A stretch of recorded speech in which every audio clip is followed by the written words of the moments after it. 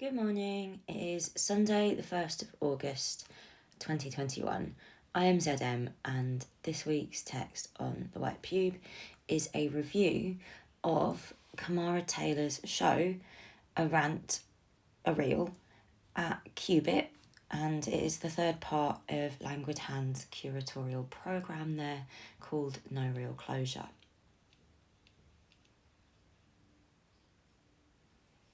I think there is something so tender, soft, and vulnerable in showing at an in-between. Stopping point when the river rushing around you pauses, if only for a moment. I went to see A Rant, a Reel, Camara Taylor's show at Cubitt, and the third part of Languid Hand's programme there called No Real Closure. As you walk in, there are 4 classic landscape paintings laid out across the floor. The frames are high-lipped and they have pools of water collecting in them. Ripples tremble across gently as you walk around.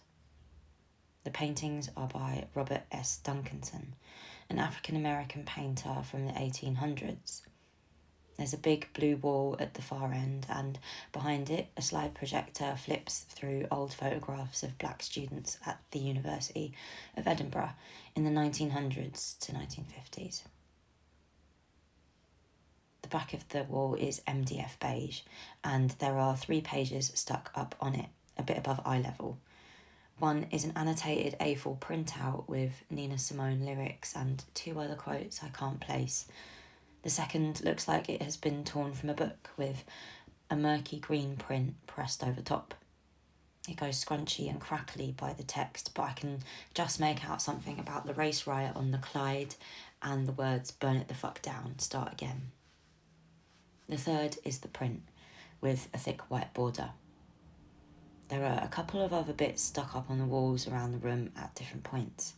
A British library booklet of No Abolition of Slavery or The Universal Empire of Love by James Boswell, a poem from 1791 in which Boswell mocks prominent abolitionist figures like William Wilberforce and suggests a pro-slavery argument.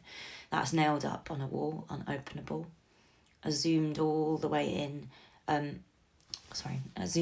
out, Gmail Fred sits in a light pine frame.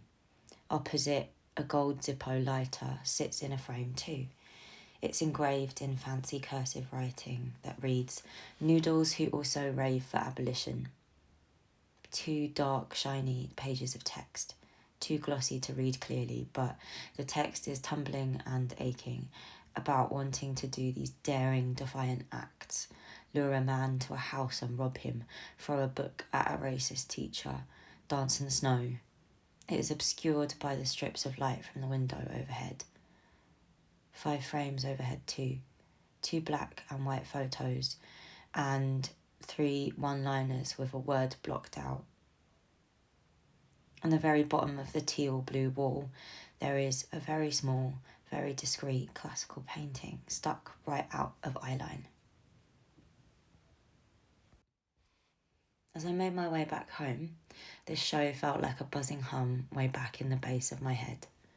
Between all those points, I felt myself slipping against the surface of it, like there were 7 things on a table, and I had to figure out how they knew each other, how they related and fit together. So that's the tone I want to take on for this review. I want to link those things up, like join the dots.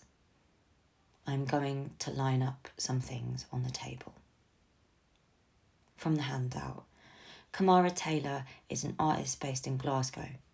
The show is a paused screen that's popped out of their ongoing research that uses silt and the process of desilting as both metaphor and methodology to examine Scotland's intimate entanglement and key roles in the development of the current global order.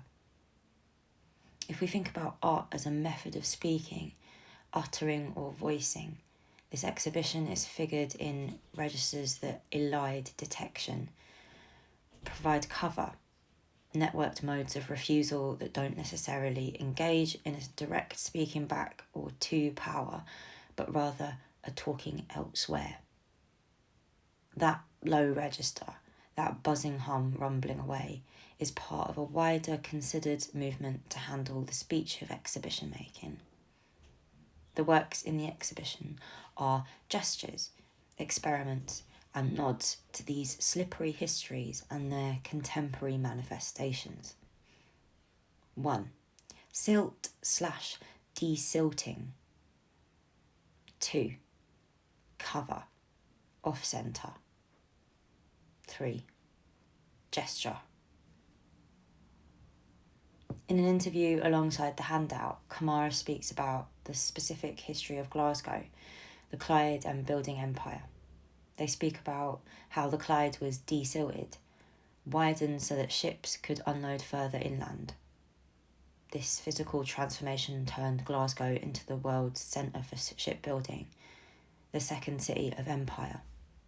Ships would go from Glasgow straight through the North Sea on a fast track to the Americas and avoid Europe and its landlocked complexity.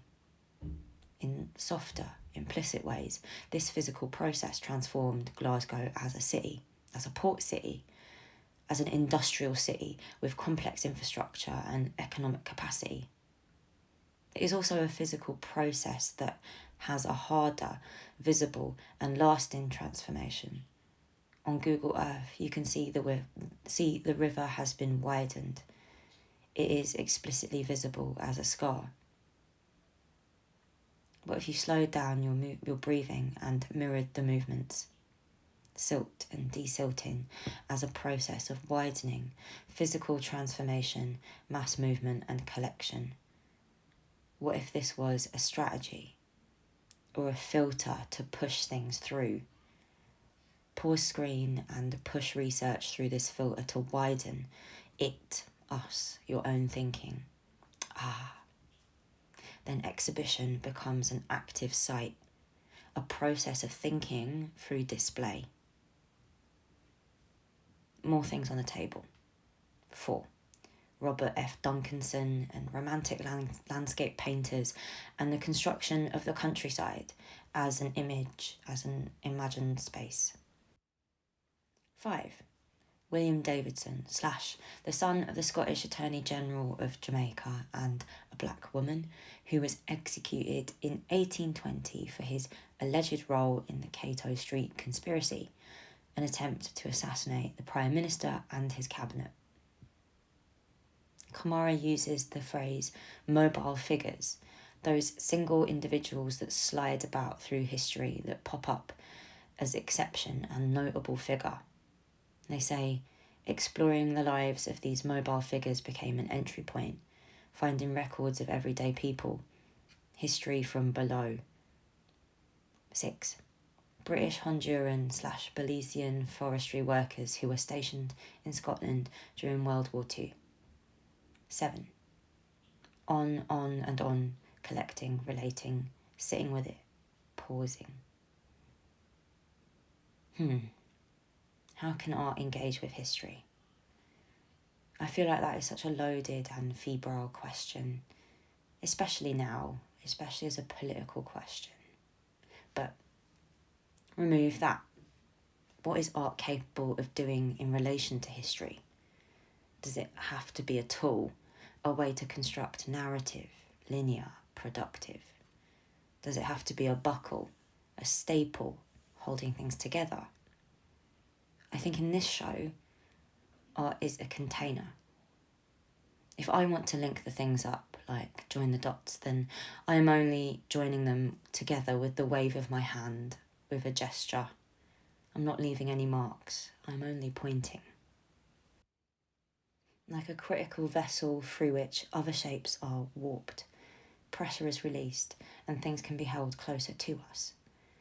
No longer just history, or object to interpret, understand. Now it's got character for you to meet on level terms, palpable atmosphere to move through, experience or relate to. It, whatever it is, can be transformed, widened.